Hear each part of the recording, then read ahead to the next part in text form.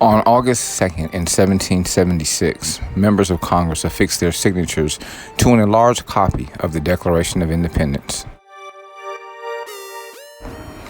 56 congressional delegates in total signed the document, including some who were not present at the vote approving the declaration. The delegates signed by state from north to south, beginning with Josiah Bartlett of New Hampshire and ending with George Walton of Georgia. John Dickinson of Pennsylvania and James Duane, Robert Livingston, and John Jay of New York refused to sign. Carter Braxton of Virginia, Robert Morris of Pennsylvania, George Reed of Delaware, and Edward Rutledge of South Carolina opposed the document, but signed in order to give the impression of a unanimous Congress. Generals George Washington, John Sullivan, James Clinton, Christopher Gadsden, and Virginia Governor Patrick Henry were absent. Exactly 1 month before the signing of the document, Congress had accepted a resolution put forward by Richard Henry Lee that stated, quote, resolved, that these united colonies are and of right ought to be free and independent states, that they are absolved from all allegiance to the British Crown, and that all political connection between them and the state of Great Britain is and ought to be free, totally dissolved, unquote. Congress adopted the more poetic Declaration of Independence drafted by Thomas Jefferson 2 days later on July 4th. The President of Congress, John Hancock, and its Secretary, Charles Thompson, immediately signed the handwritten draft, which was dispatched to nearby printers. On July 19th, Congress decided to produce a handwritten copy to bear all the delegate signatures. Secretary Thompson's assistant, Philadelphia Quaker and merchant Timothy Matlack, penned the draft.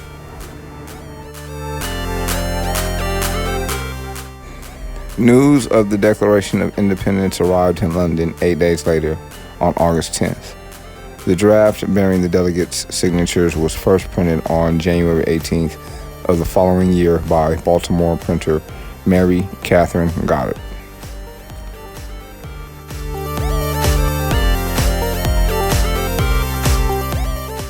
On August 2nd in 1917, with British forces settling into new positions captured from the Germans in the much-contested Ypres salient on the Western Front of World War I, Germany faces more trouble closer to home as a mutiny breaks out aboard the German battleship Prinz Regent Luitpold, anchored at the North Sea port of Wilhelmshaven.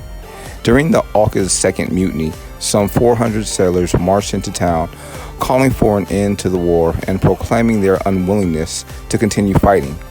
Although the demonstration was quickly brought under control by army officials, and the sailors were persuaded to return to their ships without real violence that day, some 75 of them were arrested and imprisoned, and the ringleaders of the mutiny were subsequently tried, convicted, and executed.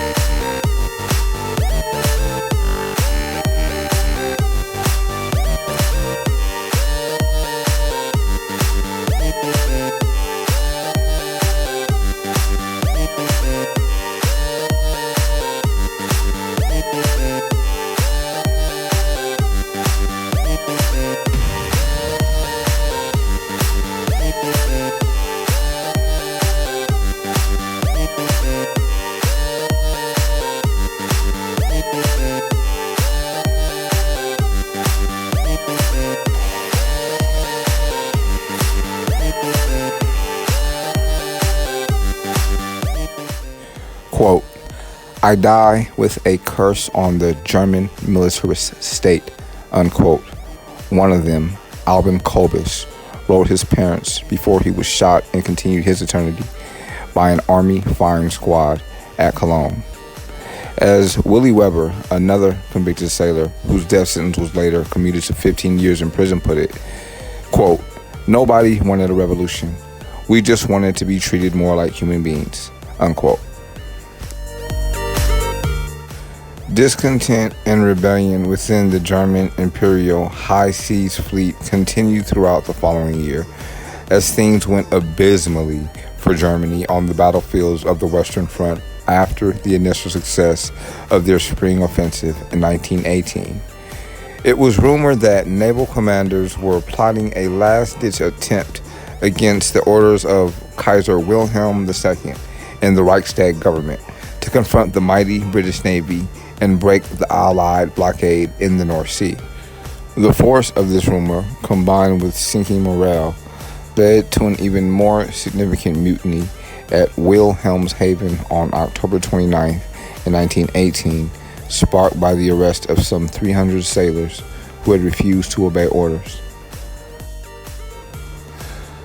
The unrest soon spread to another German port city, Kiel, where on November 3rd, some 3,000 German settlers and workers rose in revolt, taking over ships and buildings and brandishing the red flag of communism. The following day, November 4th, the rebels at Kiel formed the first Workers' and Soldiers' Council in Germany, defying the national government and seeking to act in the spirit of the Russian Soviets. On the same day, the government of the Austro-Hungarian Empire asked the Allies for an armistice, which they were granted. An isolated and internally divided Germany was forced to sue for its own armistice barely a week later, and the First World War came to an end.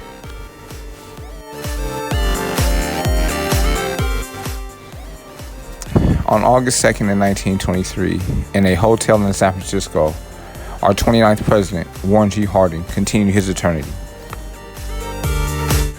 President Harding was returning from a presidential tour of Alaska and the West Coast, a journey some believed he had embarked on to escape the rumors circulating in Washington of corruption in his administration. Harding, a relatively unremarkable U.S. Senator of Ohio, won the Republican nomination in 1920 after the party deadlocked over several more prominent candidates. Harding ran pledging a return to normalcy after World War I, and in November was elected the 29th U.S. president in a landslide election victory. Conscious of his own limitations, Harding promised to appoint a cabinet representing the best minds in America, but unfortunately, he chose several intelligent men who possessed little sense of public responsibility. In the summer of 1923, as Washington began discussing rumors of corruption in the Departments of the Interior and Justice and in the Veterans Bureau, Harding departed on a speaking tour of Alaska and the West. On August 3rd in 1923, the then Vice President, Calvin Coolidge, was sworn in as president by his father, a notary public, in his family home in Plymouth, Vermont. For the rest of his term, one of President Coolidge's principal duties was responding to public outrage over the Teapot Dome oil leasing scandals, the revelations of fraudulent transactions in the Veterans Bureau and Justice Department, and the reports of his predecessor's multiple extramarital affairs.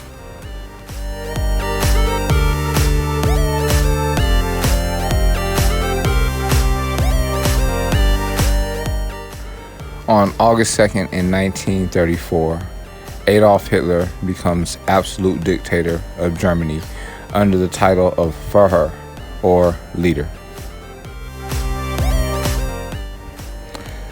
With the German President Paul van Hindenburg's continuance of eternity, the German army took an oath of allegiance to its new commander-in-chief, and the last remnants of Germany's democratic government were dismantled to make way for Hitler's Third Reich.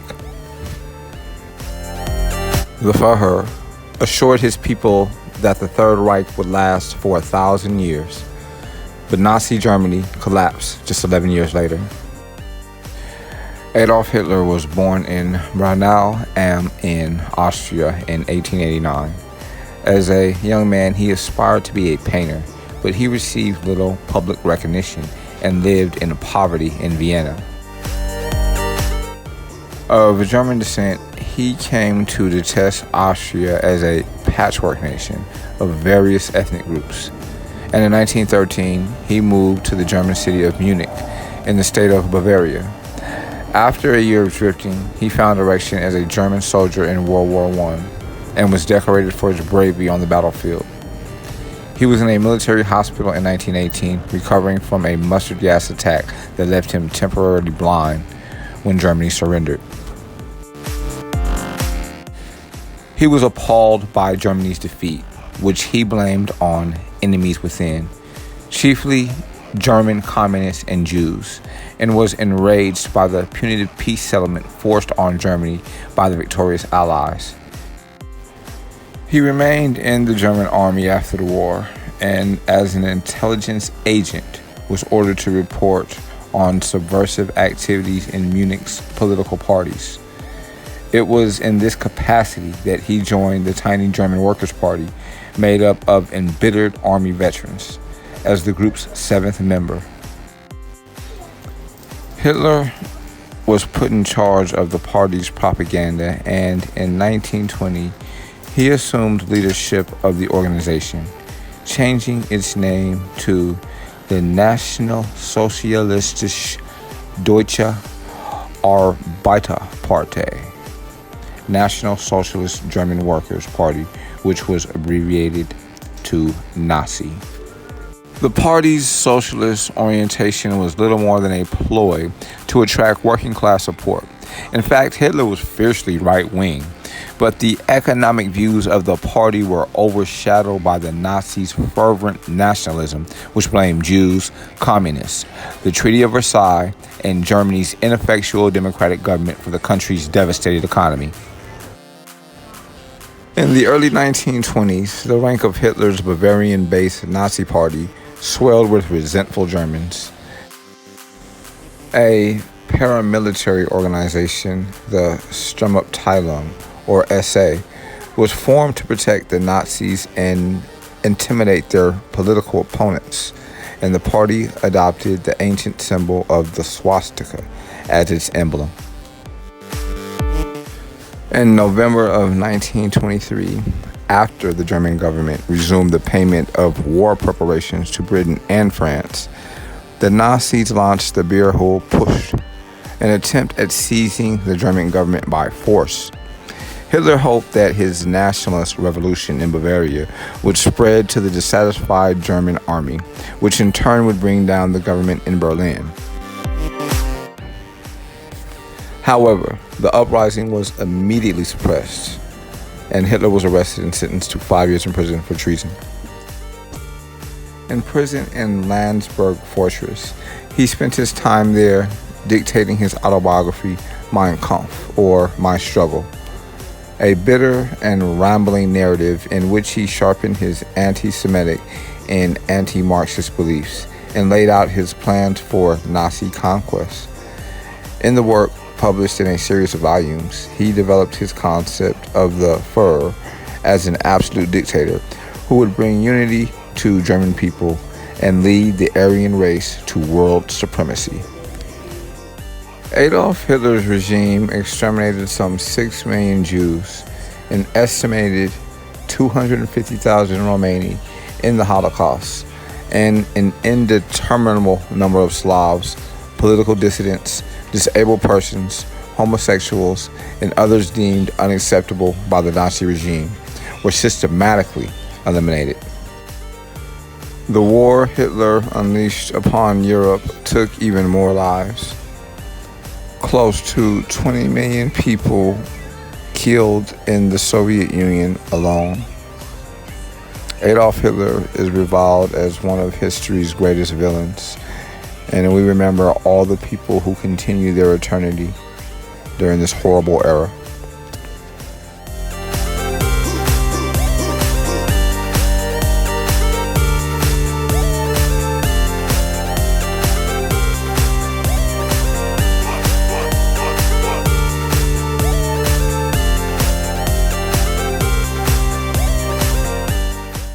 On August 2nd in 1942, Jose Diaz continued his eternity.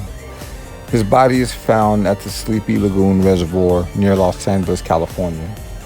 2 days later, police began to round up and arrest 22 men of Mexican descent in the Los Angeles area for conspiring to kill Diaz. Despite a lack of evidence, the 22 men were eventually prosecuted for beating Diaz to death. The trial and subsequent convictions characterized a period of racial prejudice and injustice in Los Angeles during World War II. Media coverage surrounding the trial was particularly troubling. The Los Angeles Examiner referred to young Mexican Americans as hoodlums. A captain from the Los Angeles Sheriff's Office told a grand jury that Mexicans had a biological tendency to be violent since they were descendants of Indian tribes who practiced human sacrifice. He went on to say that they had a, quote, total disregard for human life, unquote, and an inbred, quote, desire to use a knife or some lethal weapon. In other words, a Mexican's desire is to kill, or at least let blood, unquote. Despite the concerned efforts of a defense committee that had been put together by liberal activists and Hollywood actors, 17 of the accused were convicted and 12 were sent to San Quentin prison. Over the course of the following year, hostility between white people and Hispanics became so inflamed by the press, police, and city officials that the so-called Zoot Suit riots broke out the next summer. Allegedly, about a dozen sailors had been attacked by a group of Mexicans wearing zoot suits, long coats with exaggerated shoulder pads, and loose pleated pants. On June 3rd in 1943, 50 Navy sailors responded to the assault by combing the streets in cabs, stopping to beat anyone wearing the popular Hispanic outfit. By the next day, hundreds more sailors had joined in the hunt. These unprovoked attacks continued for several days. On June 7th, the Los Angeles Examiner reported that Mexicans would be out to retaliate, causing a civilian panic. The following day, the Los Angeles City Council passed an ordinance that made wearing a zoot suit a misdemeanor. Finally, on June 8th, U.S. military commanders restricted military personnel to their bases in Los Angeles, and the turmoil ended. A court of appeals eventually overturned the convictions of all 12 of the defendants in the Sleepy Lagoon case, and they were released after 2 years in prison. On August 2nd in 1992, Jackie JoynerKersey becomes the first woman ever to win 2 consecutive Olympic gold medals in the heptathlon. Born and raised in East St. Louis, Jackie Joyner overcame poverty and chronic asthma to win a scholarship to UCLA, where she starred on the basketball and track teams. Jackie was not the only standout athlete in her family. Her brother, Al, was a 6-time NCAA champion in track at Arkansas State University. At her first Olympics in Los Angeles in 1984, the 22-year-old Joyner, running on a sore hamstring, missed the gold in the heptathlon by just 5 points. She scored a 6,385 to Australian Glynis Nunn's 6,390. The Joyner family was not shut out of gold, however. Jackie's brother Al, who would later marry sprinting sensation Florence Griffith, brought home top honors in the triple jump. In 1986, Joyner married UCLA track coach Bob Kersey, who became her trainer. 2 years later, after winning the 1987 World Championships in the long jump and the heptathlon, JoynerKersey won gold in both events at the Seoul Olympics. Her 7,291 points set a new world record for the heptathlon, and her jump of 24.3 was a new Olympic best. 4 years later, JoynerKersey entered the 1992 Olympics in Barcelona, the heavy favorite to win heptathlon gold. Now a seasoned veteran of the circuit, she led the field for the entire event. On August 2nd, the second day of competition, JoynerKersey started the day with a long jump of 23.3, good for first place. Prior to her final jump, though, she was run into while sprinting next to her rival, Sabine Braun of Germany. Braun had defeated and injured JoynerKersey at the 1991 World Olympics, and the bump was later deemed psychological warfare by Bob Kersey. It was no matter to his wife, though. She overcame a poor finish in the shot put by finishing the 800 meters in a respectable 2:11, which gave her a total of 7,044 points and the gold medal. It was only the seventh time that a woman had scored 7,000 points in the heptathlon, and the sixth time JoynerKersey had broken the barrier. At the 1996 Atlanta Olympics, JoynerKersey's many fans were disappointed when a hamstring injury forced her to withdraw from the heptathlon. She was able to struggle through the long jump, however, and won the bronze. She announced her retirement in 1998.